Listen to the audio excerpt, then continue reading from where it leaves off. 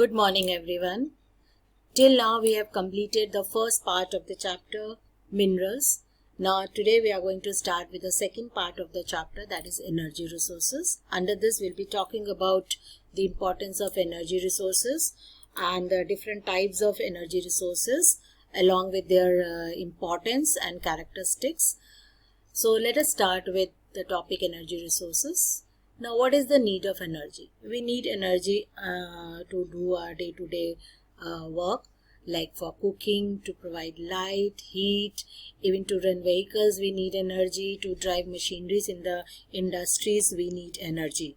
So that is why energy is needed for all the activities. Now here are some sources of energy. So these are the different sources of energy: coal, solar energy, wood, nuclear energy, all are the sources of energy. Now these sources of energy are categorized into two types. So let us see which are the different categories of energy resources. So they are divided into two categories: conventional sources of energy and non-conventional sources of energy. Under conventional sources of energy, we have coal, petroleum, natural gas, along with electricity, and then we have non-conventional sources, which include solar energy, wind energy, biogas, tidal energy, geothermal energy, and nuclear energy. So we'll be discussing each of them, each of the sources, both conventional and non-conventional, in detail. So let us begin with the first source, that is conventional source. Under conventional source, we are going to begin with coal. So before talking about coal, let us understand that two of the most important conventional sources of energy, that is wood and cattle dung. Now they are being discouraged to use by the people for certain reason.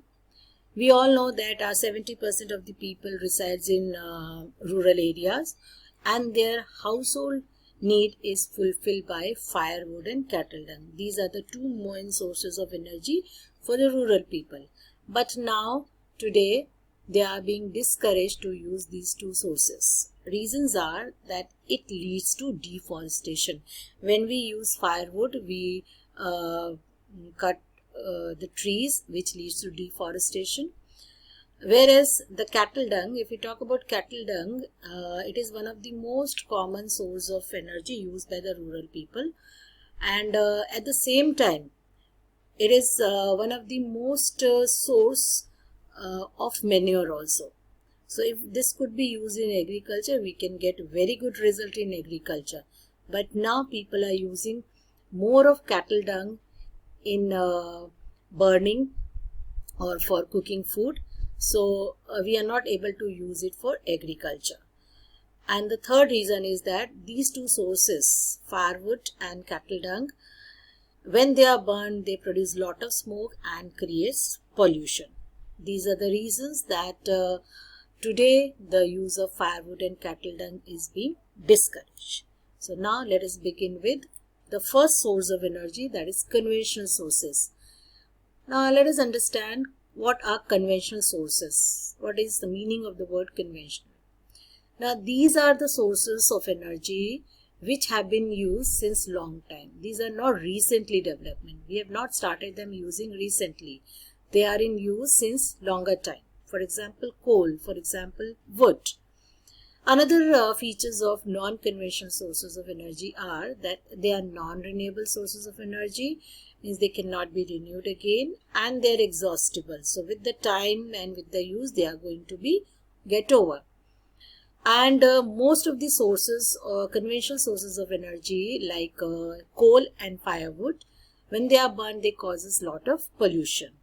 They are widely used, very common and widely used source of energy. Some of the examples are wood, coal, petroleum, and natural gas. So now we'll be discussing the most important conventional source of energy, that is coal.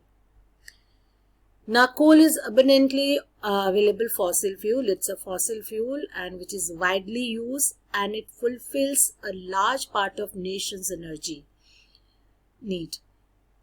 It is used for power generation, it supplies energy to the industries and fulfills the domestic need of the people.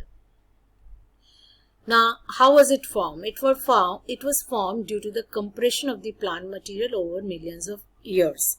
Now, if we talk about the formation of coal, that coal is formed from the plant remains that got buried deep inside the earth crust, and over the large period of time, due to heat and pressure, they converted into coal. We'll be talking about the formation of coal in the next slide also. And as they were formed deep inside the earth, due to the compression, they are found in different varieties. So let us see how was coal formed. Now, here is a diagram that shows the formation of coal. Now, millions of years ago, when the earth was covered with swampy forest, swampy means marshy forest, where plants, ferns, reeds, mosses all grew. Now, as the plants grew, some of them died and fell into the swampy water. And this way, new plants also grew to take up their place, and when these died, still more grew. Now, in time, there was a thick layer of dead plants rotting in the swamp. Slowly and slowly, after millions of years, in this way, many layers had formed, one on the other. And after that, the weight of the top layer along with water, sand, got the top layer buried deep inside the earth. And in due course of time, with the heat and pressure, this layer of plant converted into coal. So this is how the coal was formed. By this process, 4 different varieties of coal were formed. So the first variety of coal which was formed is peat. Now, peat was formed on the surface of the earth. So as it is formed on the surface of the earth, it contains a lot of moisture also, and it was formed in the swampy region, so it contains a lot of moisture. It is not a very good quality of coal. It was actually formed out of partial decomposition of plants. Then further, peat was buried deep inside the earth, and with the heat and the pressure, it changes into lignite. Then further, lignite also got buried to form bituminous, and bituminous change into anthracite. So this is the way all the 4 different type of coal was formed. Let us see their characteristics. So first is peat. It contains very less carbon content, that is less than 50% of carbon, and it burns like a wood, so it creates a lot of smoke. The second variety of coal is lignite. It contains 60% of carbon. It is of low grade coal. It is brown in color and it is soft and contains more moisture. We come to third category, that is bituminous. It is of good quality coal. It contains 60 to 80% of carbon and it is widely used in metallurgical industries for smelting purpose. Then the last variety of coal is anthracite. It contains more than 80% of carbon and it is very hard because it does not have moisture. It is black in color and compact, and the most important thing about anthracite is that it is the best quality of hard coal. So remember that the best quality of coal is anthracite. Now here is a video which will show you the formation of soil. So please watch this.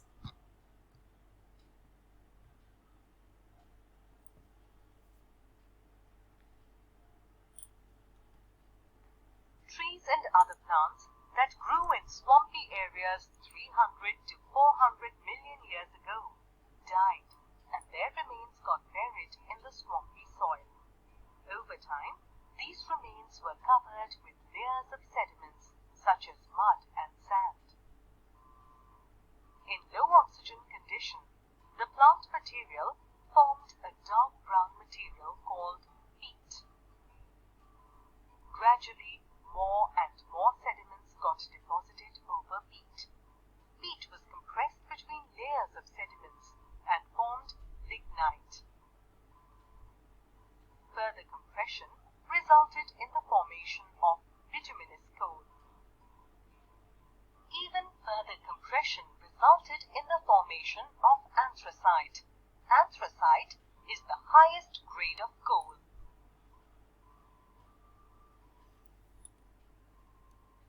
So that was all about the formation of coal. I'm sure the topic is clear. Now let's talk about the map. Where are the coal mines in India? So here is a map of India that shows the important coal mines in India. There are important coal mines. 8 coal mines are there. So let us talk about each of them. The first one is Singrauli, which is in Madhya Pradesh. Then we have Bokaro and Jharia. They are in Bihar. Raniganj, which is in West Bengal. Then we have Korba, which is in Chhattisgarh. Talcher, one of the most important, it is in Orissa.